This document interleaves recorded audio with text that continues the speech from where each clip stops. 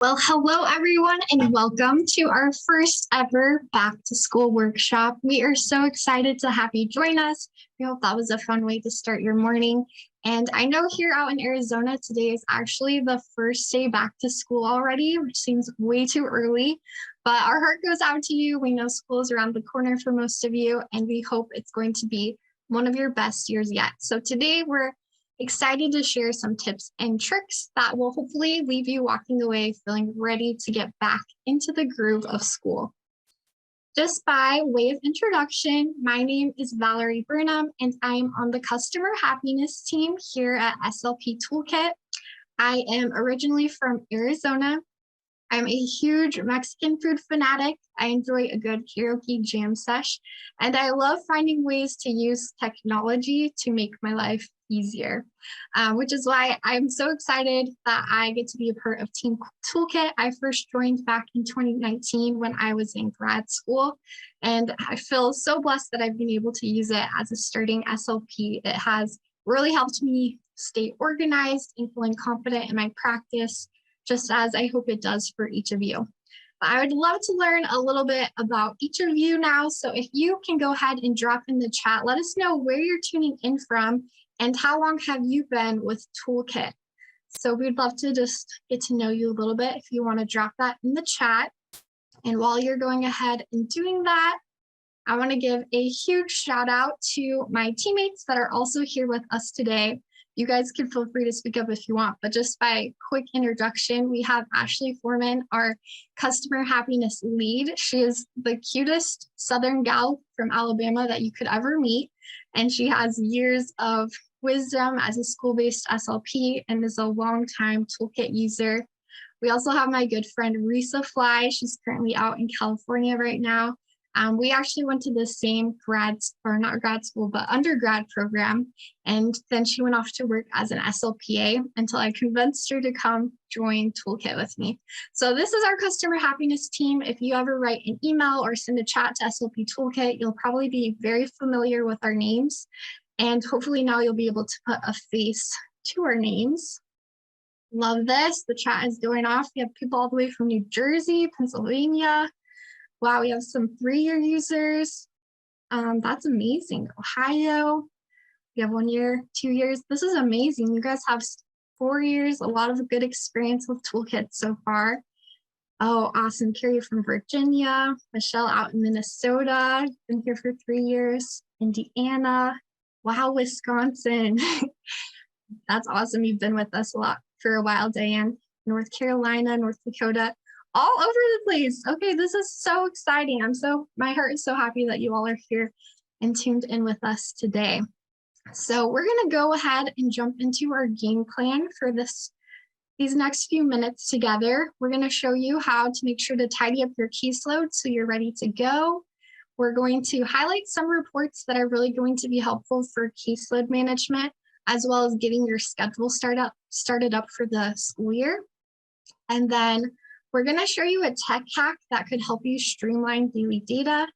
We'll also briefly touch on lesson planning, getting that started for the year, and some amazing resources in our community tab as well.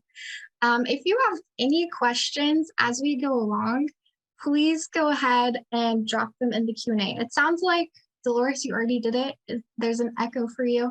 Let me know if anyone else is having that issue. Try to adjust settings on my end if it's coming for me, but hopefully you can hear okay. If you have any other questions, definitely drop them in that Q&A box. And again, Risa and Ashley are here to help monitor those questions that you may have. Let's see. Okay, thanks, Dolores. And make sure you stay tuned at the very end. We are going to drop a freebie that we designed specifically for you guys that you can use in your very first therapy sessions back to school. So without further ado, we're going to jump in. I'm going to head over, if I can figure out how, to go to a new tab real quick and jump into SLP Toolkit.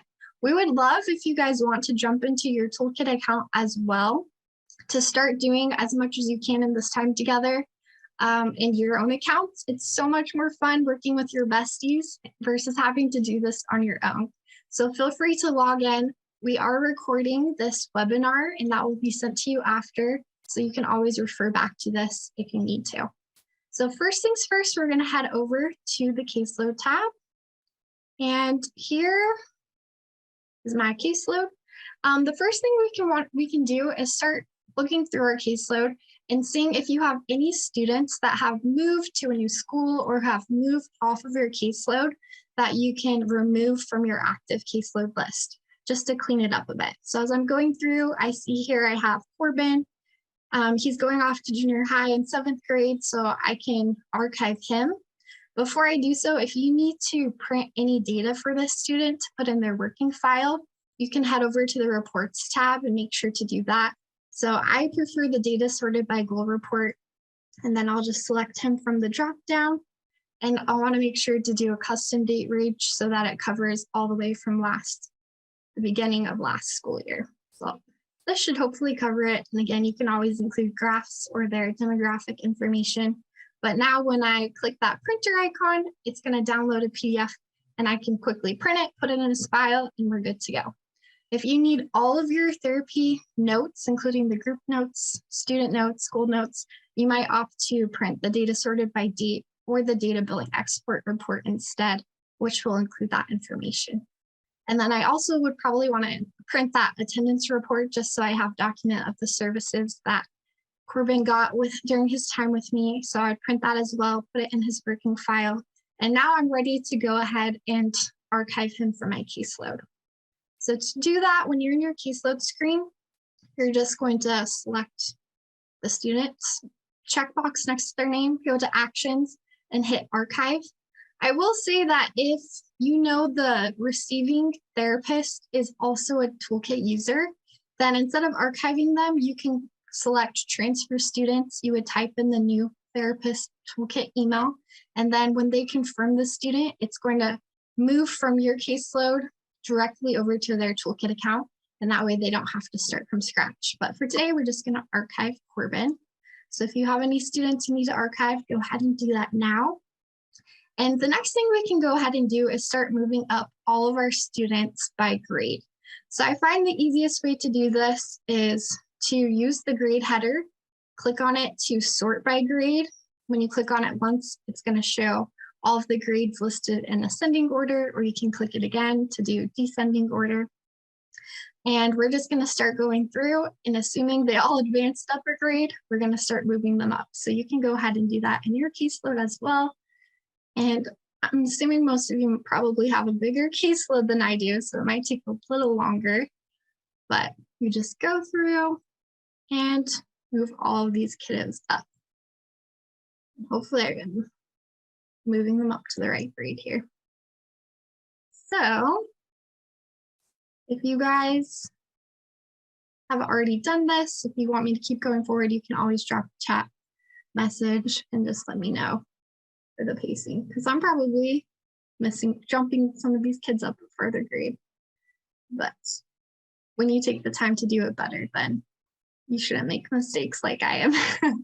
Okay, so there we go. I moved all my students up a grade, so now they're ready to go. The next thing you'll want to do is touch base with your school registrar. One, you'll want to see if they are aware of any incoming students that have an IEP. If you have other therapists in your school with you, you can talk about how you're going to divide that up. But then you can go ahead and add any new students you're aware of that are that have speech services. You can manually input all of their caseload information. And then you can also get the class list from your school registrar to start updating the teacher information. So I would go through all my first graders first. I would find these students on the class list, and I would go ahead and update whatever their new teacher name is. And you can also add new room numbers if you like to include that information as well. I don't have all my class lists yet, so I'll have to go back and do this at a later time. And then if you're a secondary SLP, it would also be helpful to get your students' class schedule. And I would recommend going through and finding their elective periods or any periods you're planning to push in or pull out, and create a tag for those in the tag column. So you can just type in like first period elective, and this is really going to help when it comes to scheduling, so you can know when you might want to see them for speech. So now that we got that done, the last thing you're going to want to check is just go through your IEP and eval due date columns and double check that all of them are up to date. So I'm going to go through and see, just double check if I have any dates before today's date, July 25th, 2023, that I want to go back and update those. So like, for example, here I forgot to update James' IEP back in March. So I'm going to look up his new IEP due date and add that to my schedule, whatever it might be. And we know the end of the school year can be super busy, so IEPs during that time might not get updated, but just go through and double check that everything looks good to go. So that is most all of the things you will need to do to update your caseload information so you're set for the new school year. If you have any questions, let us know. But I do want to head over now to the reports tab. And now that we have all of our IEP and eval dates up to date, we can run the IEP met dates report. You'll want to select all of your students, and then you'll want to select the time frame for your school year. So I might do, I guess we're in July 2023, and we'll go all the way till May of next year. And now when I run this report, I like to print a copy off and keep it next to my desk or somewhere close by so I can start planning ahead. Okay, in September, when my first IEP and evals are due, so I'm going to start prepping, get some good baseline data for these students, and start working on all that wonderful paperwork that we love to do. And then you could also put them in your Google Calendar or reminders as needed. So that's a really helpful report to help manage your caseload.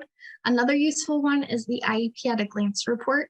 This is going to give you all of the key details of a student's IEP, their speech goals, and unfortunately it doesn't auto-generate any accommodations that they have, so you would need to manually go in and add this, but this is great to give to any of your speech-only students that you case manage to their teachers so that they have record of that. And you can either print this off and write in those accommodations. If you download it as a PDF, you can use a free PDF editor to type in any accommodations or additional notes you want to add. Or another option is to just go and copy the actual text. And then when you open a blank Word doc or Google Doc, you can just paste that text in there. It's loading a little slowly for me, but you can just paste this in. You can format it however you want and just type directly in any other additional notes you want to before printing. So that's super helpful to give to those teachers for students you case manage. Okay, I think that's it for caseload. We're going to jump into scheduling. So one of my favorite features is this teacher letter we have called Teachers Preferred Times Report. And you can select all of your teachers. Once you've updated the teachers in the caseload tab, the system's going to know which students belong to which teachers. And we have this letter where it says, here's the students in your class that get speech. Can you please give me 3 time blocks that would be fine for me to pull them for speech. And so this is very nice that you can just print it off and put in their mailbox, give it to the teacher, or I like to just email it. So you can go ahead and copy and paste it into an email, and it looks super nice too. I know this one formats pretty well when you email it. So you would just put it in an email, send it off to the teacher, and hope that they get back to you without having to follow up because we know they're busy as well. But that is a super great way to start getting some ideas of when you can pool your speech students. So it looks just like that. And you can edit it as needed and send it off to the teacher. So I would do that for all of our teachers, and then we're ready to jump into actually building out that schedule. So what I would recommend doing is, here's my schedule from last year. The easiest way to get started for the new school year is just create a copy of your schedule from last year. And when you make that copy, we can open it up and you're going to go to Actions, Edit Calendar Details. And now we can rename it however makes most sense to you. And the only thing you're really going to want to look out for is the start and end dates. You're going to want to make sure that you input the new dates for the new school year. So I'm going to change this all the way to 24. just put in a random date for now.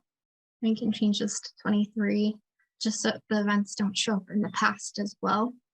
And then just double check if any of your school breaks that you have or that they still align with last year. If you need to uncheck them, then go ahead and do that. And now we can save it.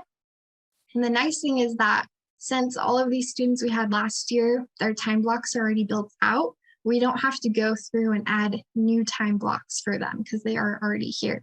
If you have any new students added to your caseload, you will want to make sure go find those new students and add a service time block for them. But now what we can do is go to actions and remove all students. Click yes. And this won't remove your non-therapy events, so you will have to manually go through, click on the non-therapy event, and then select remove. This lunch hour is being finicky for me. It really wants me to have lunch at that time. So now all of the students that we removed are going to be in the service times tab, and we can go through and filter by when they're available to add them to our schedule. So for elementary, you might do this by grade, or you can do it by teachers when they get back to you. Let's say I know for first grade, all of those students are available on, let's say, Monday, Wednesday, and Friday at 9 to 9:30. So I just highlight those time blocks, click schedule, and my students are automatically entered in. And then I can go through and do it for the next group of, or the next grade level, or again, if you want to do it by teacher and do the same thing. Okay.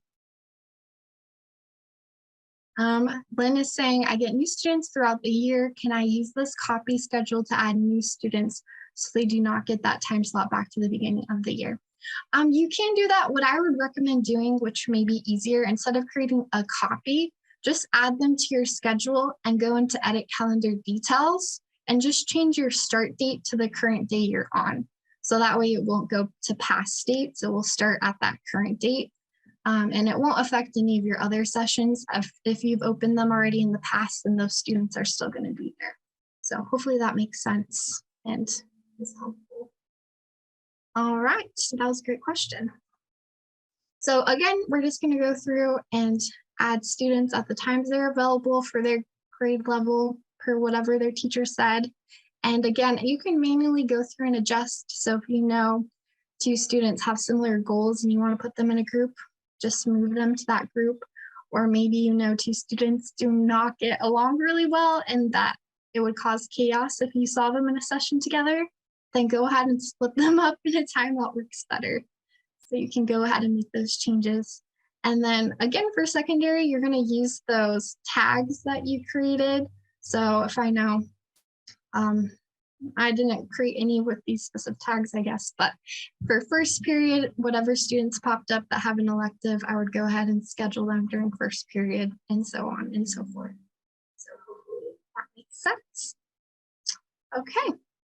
So then once we get our schedule, I will say a lot of people like this scheduler view as a printout. So you can print it when you go to print schedule, it's going to download a PDF. And if you just go to the very last page of that printout, see if it pops up for us, maybe. Anyways, when you go to the last page of that printout, it's going to show that scheduler view if you prefer that layout. Otherwise, I just like to print the compressed so that it has my schedule all on one page nicely. Sometimes it goes on to a second page and I'll just like cut the paper and tape it together so I can have it in one piece. But another helpful thing that a lot of people like to do is export the schedule, and that way you can add it to your Google Calendar or to your Google Calendar, or if you use iCal. Really quickly, I'm just going to go back to answer Donna's question about how to make a copy of the schedule. That's a great question. So on your main agenda view, when you have your old schedule here, just use the down arrow and then there's an option to copy it. So then you can create a copy, you can open up the copy and then go into edit calendar details to rename it and adjust the start and end dates. So hopefully that helps. There we go. Thanks, Ashley. Any recommendations on how to manage schedules for secondary schools where the XY days change each week? Great question, Carrie. That is definitely a little bit trickier. We do have a knowledge base article where you can watch a video of how to do that. So if you go to explore our knowledge base and type in scheduling, we have a whole bunch of videos for different scheduling types. And I believe that one is, I might have to open up not this one, but I will point you to where it is when it opens. I think under home, there's a special scheduling category. I have so many tabs now, so I can't see where it is. Here we go, special schedule types at the very bottom. And yours is I think it's gonna be this one, how to create an A/B block schedule. So just give that video a view and it will help you walk through how to set up that schedule because you know it is a little bit trickier than the traditional schedule. Great question. Perfect. Okay, so like I was saying, some people like to add their session events to their calendar. That's really helpful if you're the type of person who like forgets you have a session and you're like, oh no. So if you add it to your calendar, then you can be notified of those events. So I'll show you how to do that really quickly. One thing I would recommend when you open up your calendar is to create a brand new calendar within it just for speech. Because if you add your speech events to your personal calendar, and then you have to make any adjustments to your sessions during the year, which we know you will have to, then it becomes a nightmare to try to remove sessions from your personal calendar. It's easier to just delete the speech calendar and re-upload a new version of the calendar with those changes. So I'm just going to call this speech schedule. I'm going to add this new calendar. And once it's created, I'm going to go over here to import and export. And I can select that ICS file that I downloaded to my computer of my new schedule. Open that up and, oh, see, I just made a mistake. Before you import it to your schedule, choose that new schedule that you created. So I would want to choose speech schedule. Don't make my mistake. Okay, so it's added to my personal calendar, just fine for now. I will show you if you want to add notifications so it alerts you a few minutes before the session starts, just go to settings and then scroll down to the calendar that you created. And then on the left-hand panel, you can click event notifications and add a notification. So it alerts you maybe 5 minutes before, 10, whatever. So you have time to go grab those new students that you need to see.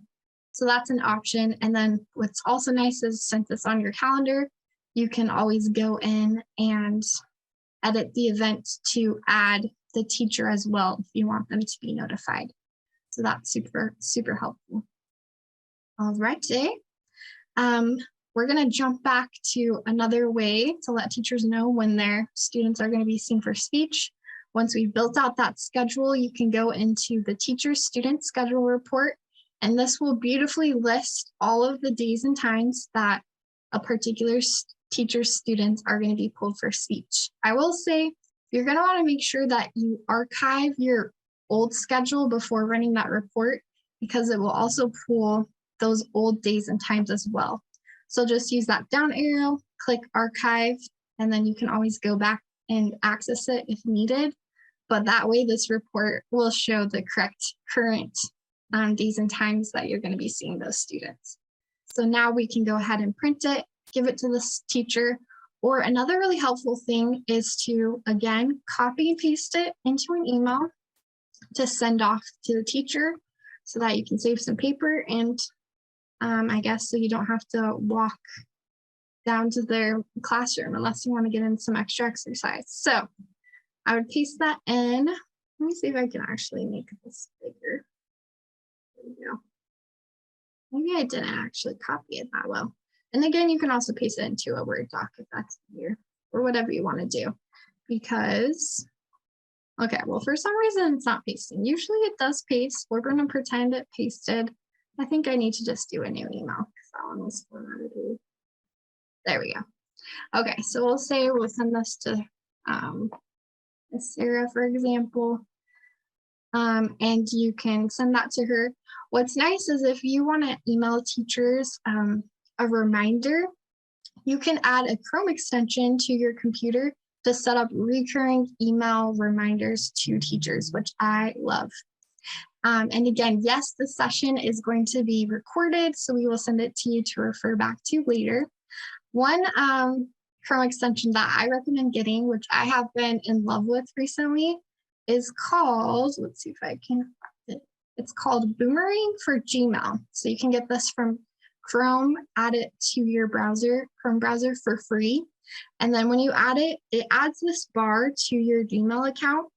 And what that will do is when you select send later, you can make it a recurring message. So I wouldn't send this particular letter, but I might type up, hey, just a reminder, Johnny, John, and Susie have speech today at 10:30. So I can choose what day I want it to be sent on and what time, and after how many days or at the end date, and click schedule. And that teacher every week is going to get that same email reminder so they can help remember to send your kids to speech, which is super, super useful. And another thing that it does for you with this extension is you can get an email reminder after you send an email. So for example, when we sent that letter saying, can you give me some times that I could see your students for speech? I like to include when I edit that letter, please send this back to me by a certain date. So in that case, I could click remind me, and I could select what date I want this extension to remind me. So let's say if I said, send it to me by Friday, I can have this come back to me on Friday, meaning if the teacher didn't respond by Friday, I'm going to have this email pop up in my inbox and I'll remember, oh yeah, I need to follow up with the teacher. So it just takes one thing off your to-do list. It will be there waiting for you to follow up with that teacher. Hopefully that makes sense, but definitely try that out if you're techie and looking for a way to save a little bit of time. Awesome. So glad you like that, Dolores. So those are our scheduling and report tricks and tips. Now that we have our schedule set up too, let's see if they actually appeared on my schedule at a time. I think I scheduled them on Mondays. Here we go. My session events are ready to go for the new school year. And so one thing that might be useful, again, if you're more techie and want to try to save some time this year while taking daily data, is another Chrome extension you can get for a text expander that will just help you save time. If you find yourself using some of the same phrases over and over when taking notes on your students, what you can do is get this text expander called Magical. Very nice name. And again, it's for free on Chrome. So you would add this to your Chrome browser. I don't think we need this anymore. We're going to X out of those. And let me just show you quickly what it will look like. So I'm going to open up Magical, and it allows you to add templates of those phrases that you use over and over again. So here's one that I added if I want to talk about some subjective data, saying that the student was engaged, they participated in everything, and I find myself using that again and again. Then the shortcut I used to say all of this is just a colon and engaged. So now when I type in my notes saying Tim, and I want to fill in that whole phrase, all I do is type in semicolon engaged, and it's going to automatically type out all of that for me so that I don't have to put my fingers to work. It will just do the magic for me. Thanks for sharing that link, Risa. And so again, you can add as many templates as you want. We can create a new one. Maybe you comment a lot about level of queuing. So we could say needed maximal prompt and queue or something like that. And you just give it a name that you think you're going to remember. Sometimes that can be the trickiest thing, is remembering what you named your template. So this one, I'm just going to put semicolon max and click save. And there is a way to search if you ever forget what you called something. But I could say Tim, semicolon max, and it just types all of that out for me just to save a little bit of time while you're typing up your notes. So hopefully that is helpful for you if you want to try a little bit of more advanced techie things. And now I think we're ready to jump into some lesson planning. So there's a lot of different ways to go about lesson planning. I find that a lot of people don't realize that there are already built-in literacy-based lesson plans that you can use, which is amazing. To get there, you're gonna click add a new plan and then select choose from template. And this will give you access to all of these books that have been added to our lesson plan library. And the nice thing is that they already break down the different skills that you might want to target. So you don't have to think of your own questions to ask. It's already right here, ready to go. And my favorite is always at the end, they have some expansion activities, which are usually no prep, ready to go, different games or fun, engaging activities that will help keep the students motivated. And so at the beginning, you can always just get a book walk or an access to the book on YouTube, show your students the video, and then go through some of these skills. For back to school, there's a few great ones that you can find. You can search by category, grade, or you can type in names of books that you might want to find. For back to school, a great one is for elementary schools, How I Spent My Summer Vacations. You might take a look at that one. And then you can start getting some lesson plans created in your account so you're ready to go for students. Some people like to create plans by student or session groups. So when you create a plan from scratch. Sometimes if I see like an individual student, say John for now, and I as I'm going through scouring for activities or different things, anytime I see something that reminds me of John and his goals, I like to just throw it right into a whole plan just for him. So that way when I see him, I guess this is a session with John, but we'll pretend it was. Then I can go and just pull up quickly John's lesson plan and have activities right there ready to go. And then of course you can always edit it in the session. So sometimes I know some of you like to plan for future sessions. You can take notes here that you don't want copied for billing, but maybe just a little reminder, whatever you want to add, and click the pencil again. So that way it's waiting for you next time when you attach the plan for John. So you could do that by kiddo, you could do it by whole session groups and the activities you want to work on with just that group. Or another way to go about it is creating plans by a theme or even a skill. So for example, here I have a lesson plan on apraxia. Every time I see an activity for apraxia, I like to just throw in the freebie or the activity that I found so I can attach it and just pull it up easily when I'm in my session event. So that's really helpful. But we also have a lot of free lesson plans that have been created by other Toolkit users, just like you, that you can access as well in our community tab. So when you head over to community and on the left side panel, just head down to freebies, and we created a little library. It's just a PowerPoint presentation to house all of those freebies. These freebies aren't going to be in your Toolkit account automatically because they weren't created by Toolkit. They're just shared by all of the users. So that way, if you want to add it, you can, but you're not overwhelmed. I'm not sure why the picture is gone, but usually there's a cute picture there.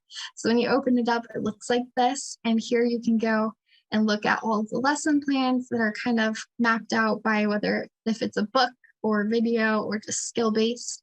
So you can click on, by the grade level, you can click on to get a preview or a PDF of the lesson plan, or you can download the Toolkit file to your account and upload it into your own account, which I'll show you quickly how to do that. What you'll do is click on the file, and you'll notice it's a TKJP file. That is a very special file type that can only be opened in SLP Toolkit. So you're going to click download, and do not be alarmed when you can't open it on your computer because you won't be able to, but that's okay. You're just going to head back to your Toolkit account under plan. When you add a new plan, you're going to click upload, and then you can insert that file that you just downloaded, and it will be in your account ready and waiting for you to use. So that's a really fun way to get plans that other users are using with their own students that you might be able to implement with your students as well. And we would love to encourage you to share any plans that you create, any tips or tricks that you're doing in therapy that are helpful. Go ahead and use community to share with others. You can create a post, you can add those lesson plan files or anything you want to share. And that way we'll add it to the library and others can access it as well.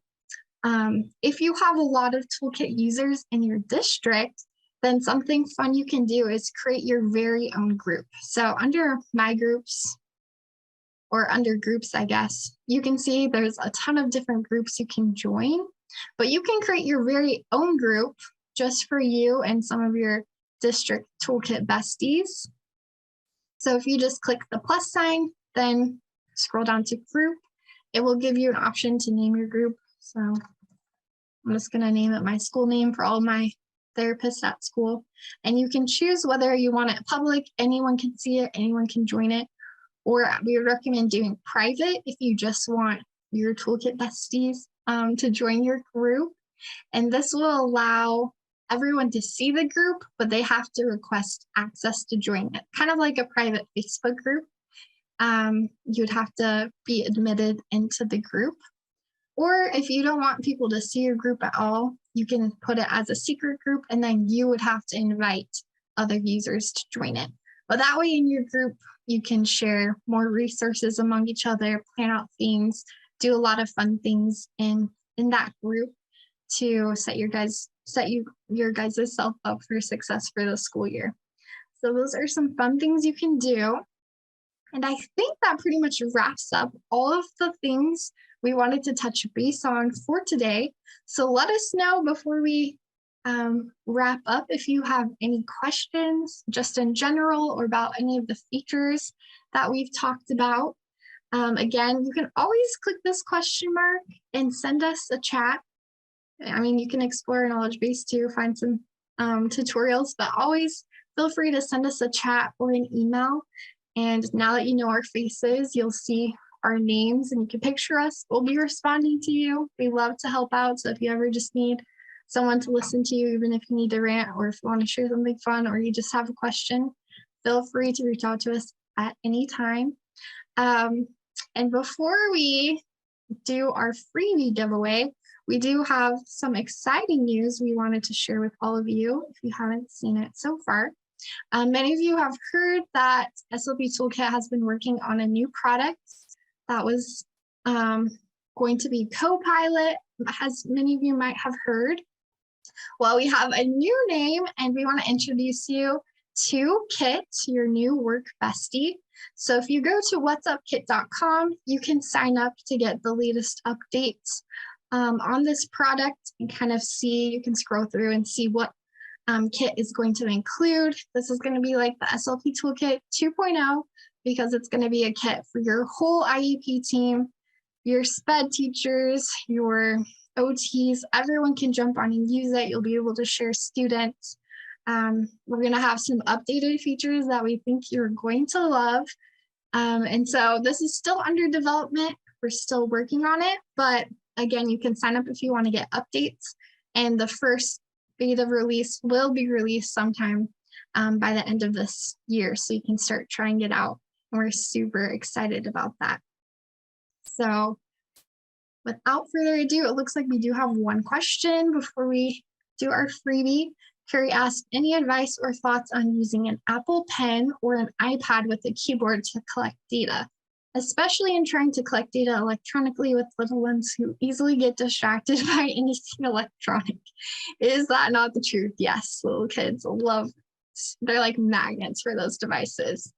So yeah, that can definitely be tricky. I do think iPads are sometimes the nicest way to collect data in the moment because they don't take up as much space as a laptop when you're in your session event. But again, kids still get distracted by anything techie they see. So yeah, I think it will be based person to person what you'll find works best for you. But I know some users, you know, first of all, you can always set expectations with electronics. No, this is the speech teachers, not for you, kind of distinguish that. Maybe at the end they can do something techy if you have like a smart board or a game on the iPad that they can do for the very end. I try to just do a probe at the very beginning of the session or end so that I don't have to take data during the session. I can just quickly do it at the beginning or end and then put my device away. And usually at the end, I'll do like a fun little game or something that they can all participate in while I do a little bit of wrap up notes if I can. But yeah, that's definitely sometimes a tricky thing to handle. So you'll have to kind of experiment and see what works for you. If any of you in the chat have ideas, if you use an iPad and have any other suggestions, please let us know, because that is a hard one to balance for sure. That's a great question. All right. Well, if there's no other questions, or even if there is, feel free to keep dropping them. I'm just going to go through all my slides till I find it, but here is our freebie. I'm going to drop this link in the chat for you. And I guess let me show you actually what we're giving you as a freebie. So first off, we have, let's see if it loads a preview of it. There we go. First off, we have a kind of like a lesson plan activity you can use for back to school. So there are resources for you to be able to discuss rules and expectations for your students to review their speech goals and some different get to know you activities for older and younger students. So definitely check that out. And then the actual toolkit file for those activities is right here. So again, you're going to want to follow the steps of downloading the file and then importing it into the plan tab by clicking the upload a plan option. And then, oh my, I'm so sorry guys, I can never remember where my tabs are. Okay, and then we have a back to school checklist. This is going to be most everything we went over today. So you can just go through and check off all of the things that you did. I think there's a few other additional fun resources towards the bottom you can check out and make sure you're feeling ready to get back. And then at the end of the school year, we also have a checklist you can use. So just keep this in your files before, we know end of school year can get so crazy. So before you check out for summer, you can make sure you got everything done and that you're actually ready to go.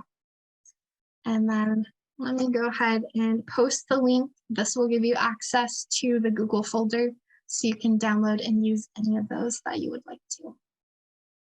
Awesome. And that is it for today. Okay. One last question I see, Angela. Are the plans you showed available or were those made by you for you? I'm not sure which one you're referring to. In our freebie library, any of these plans, yes, they're available for you in our community. Some of the ones on my personal account are kind of random, so I would have to sort through to see if they're even shareable. But the ones that we made for summer freebies, again, you have that link, the community. Yeah, okay. So when you head to the community tab, just scroll down on the left side to freebies. And then this first post that's linked here, click on freebie library and it will open up this little PowerPoint presentation. So when you click on lesson plans, it takes you to the spreadsheet and all of these are accessible to you. So if you have any difficulty with that, just let us know. Again, I'm going to put in the chat one more time, that bit.ly link. Right here, this bit.ly link is for you to access the summer freebies. So you can get that. Thanks, Ashley, for sharing the freebie library. Perfect. We're so glad that you guys joined today. And if you have additional questions, always just feel free to send us a chat or an email. We are so glad you were here. Thank you. Thank you. Perfect. Yes, the link in the chat is for the freebies from today. And Ashley also put one for the freebie library in the community tab. So hopefully that works. Hopefully that works. Okay, well, we're going to send the link again before. Maybe I didn't send it to everyone. Thanks, Risa. Okay, Risa should have sent it to everyone. That is the freebies for today with the back to school activities. So make sure you bookmark that. And then I think that's it for today. I'll give you just a few seconds to make sure you have it. But again, just thank you so much for being here. We really hope this school year will be so successful, that you'll have amazing, rewarding experiences, and that you enjoy those times with your students. Thank you, everyone. We'll see you later. Bye, everyone.